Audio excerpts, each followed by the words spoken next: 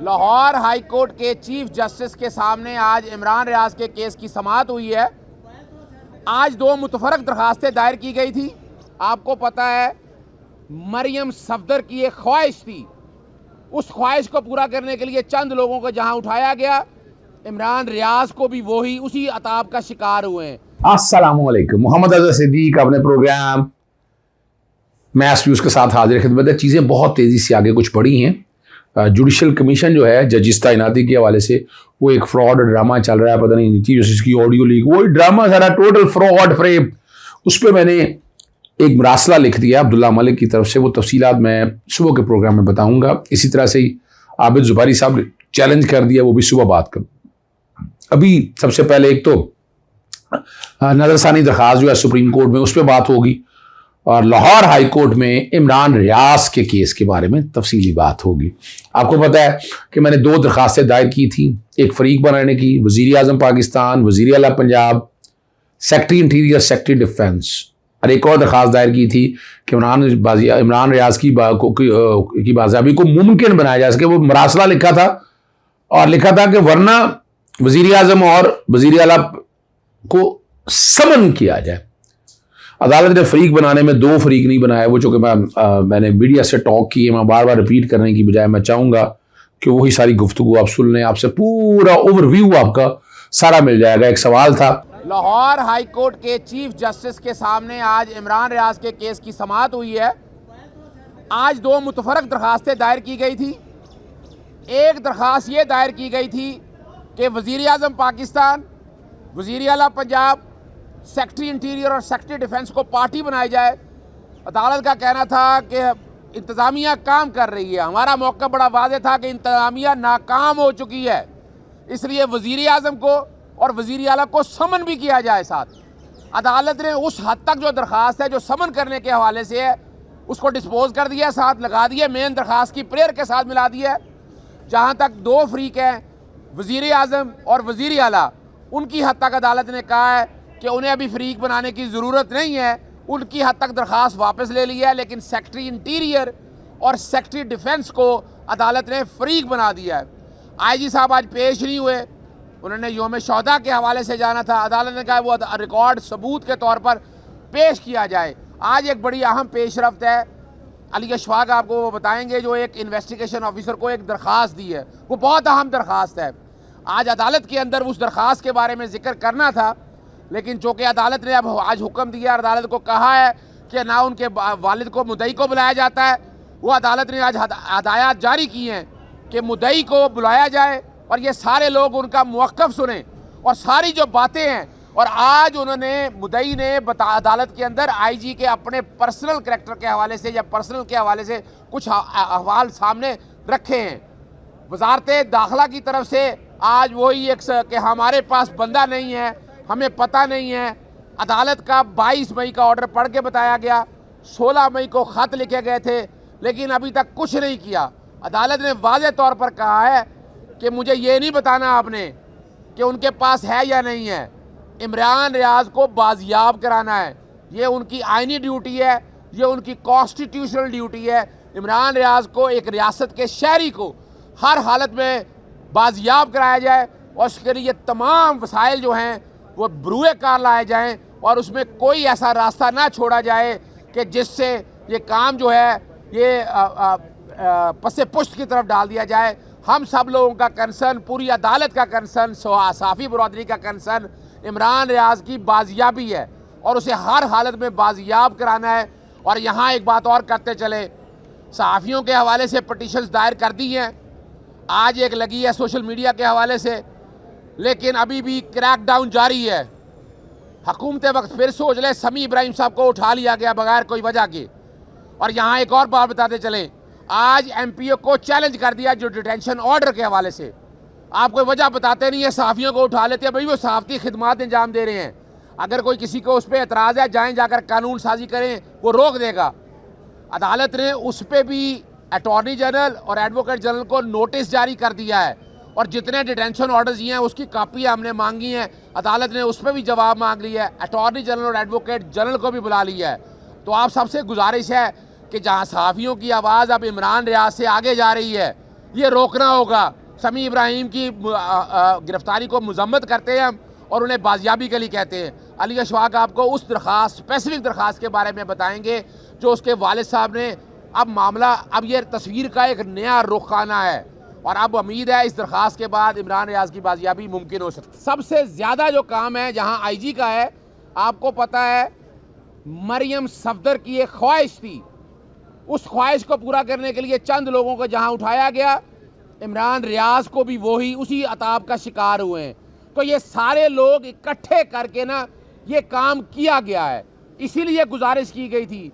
पिछली 3 तारीखों से अदालत बार भी यही बात कर रहे हैं कि हमारी एजेंसीज को ये किरदार अदा करना चाहिए, ये उन पे इल्ज़ाम नहीं लगाया जा रहा, उन्हें फैसिलिटेट करना चाहिए इमरान रियाज की बाजियाबी को। और हम समझते हैं उन्हें पता होगा बहुत आगे एजेंसी है हमारी जहां इतने बड़े दुश्मनों से लड़ रही हैं, ये कोई मुश्किल काम नहीं है। ये फ़र्क सिर्फ इतना है कि इन रियासती इदारे जो ख़ास तौर पर पुलिस है या इसकी सिस्टर एजेंसीज हैं, उनके सामने ये सारा कुछ मटेरियल पड़ा हुआ है। अच्छा, इसी में सिर्फ एक और चीज़ ऐड कर लें, अभी घरों में तोड़ फोड़ हो रही है, तशद्दुद किया जा रहा है, तो कौन लोग जिम्मेदार हैं? सामने कौन है? एग्जेक्टिव है। मैं बार बार कह रहा हूँ कि इंतज़ामिया को होश के नाखून लेने चाहिए। अब इंतज़ामिया अपने शहरियों के हकूक़ का तहफ़्फ़ुज़ फराहम करे, औरतों के साथ, बच्चों के साथ, बूढ़ों के साथ, सहाफ़ियों के साथ। ये मौजूदा पुलिस है जो किरदार अदा कर रही है और इसे अपना दामन साफ करना है। आज नहीं कल ये सारा कुछ सामने आ जाएगा कि पंजाब पुलिस का, आपको याद होगा जस्टिस अनवारुल हक पन्नू के रिमार्क्स, कि ये बेहतरीन मौका है कि पुलिस अपना किरदार साफ कर ले, पुलिस अपने ऊपर लगे हुए दाग धब्बे साफ कर ले। मौके मिलते हैं, याद रखिएगा, मुलाजमत इतनी अहम नहीं होती जितने बुनियादी हकूक़ अहम है। बस हम गुजारिश यही है और यही गुजारिश बार बार कर रहे हैं, किसी इदारे पे एतराज़ नहीं है, कोई इल्ज़ाम नहीं है। इमरान रियाज जो पूरे पाकिस्तान की इस वक्त जान है, पूरी दुनिया की जान है, उसके लिए दुआएं इतनी ज़्यादा हैं, उसकी बाजियाबी बहुत अहम हो चुकी है। और अगर अब ये बाजियाबियाँ ना हुई तो आप देख रहे हैं समी इब्राहिम को उठाया गया है, आइंदा और कोई नहीं बचेगा सहाफ़ी। इस आवाज़ को अब सबको, सहाफ़ियों को इकट्ठे होकर चलाना है। हम सब आप लोगों के साथ खड़े हैं, लेकिन ये मामला इतनी आसानी से हल होने वाला नहीं है। फ़र्क सिर्फ इतना है कि ज़रा सोचिएगा, इंतज़ामिया को जब तक टेक ऑन नहीं करेंगे, इनके कसूर इनको नहीं बताएंगे, तब तक बाजियाबी हमें तो मुमकिन नज़र नहीं आती है। लेकिन याद रखिएगा, इमरान रियाज की बाजियाबी अब किसकी ज़िम्मेदारी है वो मैं बता चुका हूँ और अदालत ने भी आज कह दिया है। और पिछली डेट पे अदालत ने कहा था कि रिकॉर्ड इतना कुछ अवेलेबल है। आपको याद है वीडियो घर की दिखा दी थी, कौन लोग थे, पुलिस वाले मौजूद थे, ये भी रिकॉर्ड के ऊपर आ चुका है। तो ये ढकी छुपी बात कोई नहीं है, हमें कंसर्न सिर्फ इमरान रियाज की बाजियाबी का है।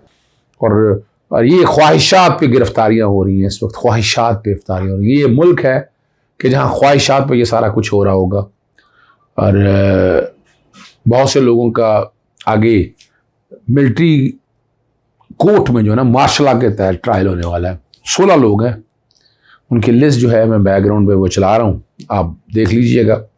मियाँ अकरम उस्मान भी हैं, दामाद हैं मियाँ महमूद रशीद के। 16 लोग हैं जो ऑफिशियल सीक्रेट एक्ट के था। अच्छा, इस पर मेरा इख्तलाफ है और रहना है कि मैं नहीं समझता कि सिविलियन को कोर्ट मार्शल किया जा सकता है। मेरा कानूनी है, मैं चूँकि ह्यूमन राइट्स एक्टिविस्ट हूँ तो मैं आर्टिकल 10 है या बाकी चीज़ों को सामने रखते हुए इस पर मैं तफसीली बात मैं फिर करूँगा। लेकिन वो बैकग्राउंड पे 16 लोगों का वो चल रहा है। आर्टिकल 10 ही आएगा जो कि उसकी बुनियादी वजह है कि आप अभी तो वो उनका देखना पड़ेगा ना, जज करना पड़ेगा। जब एंटी टेररिस्ट कोर्ट 780 लगा दी है तो दहशतगर्दी की अदालतें मौजूद है, ट्रायल वहाँ होना चाहिए और उनको करार वाकई सज़ा मिलनी चाहिए, इसमें कोई शक नहीं है। आज जो मैं शोहदा के हवाले से सुबह मैंने ट्वीट एक कर दिया था, बैकग्राउंड पे वो मेरा ट्वीट भी चल रहा है कि जिसमें देखिए इस दिन को हम भूल नहीं सकते हैं। शोहदा हमारी जानों से ज़्यादा अजीज़ है और हम आज भी समझते हैं कि पाकिस्तान की धरती अगर कायम है ये शोहदा की कुर्बानियों की वजह से, और पाकिस्तान फ़ौज की लाजवाल कुर्बानियाँ हैं इसके अंदर। तो इस पर दूसरी दो राय नहीं होनी चाहिए। कुछ लोगों का अपना नुक्ता नज़र है। मैंने कल भी आपको बताया था कि मेरी आवाज़ बंद करने के लिए पूरी प्लानिंग हो रही है। मुख्तलिफ TV चैनल में पहले ही बहुत कम चैनल्स पर जाता हूँ, मेरे पास इतना वक्त नहीं होता है कि मैं उस चैनल में सच बोलना है ना, तो सच तो आप दिखा नहीं सकते ना, ये ज़ुबान पे तो कदगन है। 2 मुतफरक दरखास्तें जो है मैं वो दायर कर रहा हूँ जर्नलिस्ट के कॉन्टेक्स्ट में, जहाँ जर्नलिस्ट के ख़िलाफ़ जो ज़्यादतियाँ और जो मामला होने जा रहे हैं, उसमें कुछ एंकर हजरात हैं या बाकी उसमें जावेद चौधरी ने अपने प्रोग्राम में वीलॉग में ये जिक्र किया है, नाम नहीं दिया उन्होंने, लेकिन वो जिक्र कर रहे हैं कुछ यूट्यूबर्स का, कुछ यानी घुटन का माहौल मज़ीद आगे बढ़ना है।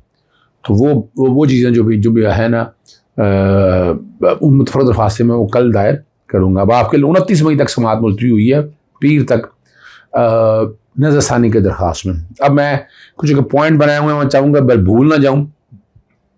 जनाब चीफ जस्टिस साहब उमर अता बंदयाल की सरबराही में जस्टिस मुनीब अख्तर, जो जस्टिस जाजुल अहसन और जस्टिस मुनीब अख्तर, बड़े अहम रिमार्क्स सुन। अदालत अपने हुक्म से पीछे नहीं और ना हटना चाहिए। एक बड़ा अहम सवाल पैदा हुआ कि अगर इलेक्शन ही होंगे तो क्या निगरान हुकूमतें चलती रहेंगी?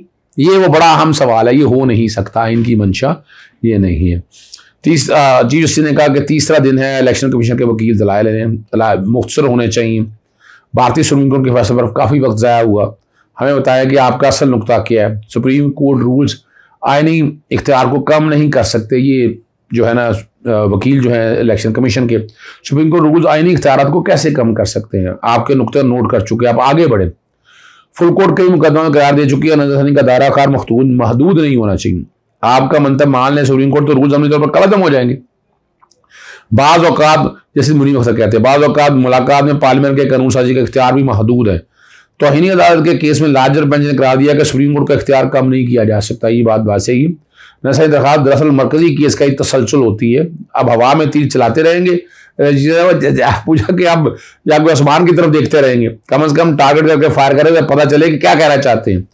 आपने ये चीज़ से रिमार्क्स है, तो आपने नज़रसानी का दायरा कार मरकजी केस से भी ज़्यादा बड़ा कर दिए। ये वक्त ज़ाया कर रहे हैं और क्या कर रहे हैं यार। इलेक्शन कमीशन का किरदार आप लोगों के सामने आज भी इस मुल्क पे जो हालात है, मैं इलेक्शन कमीशन को मरकजी किरदार मानता हूँ।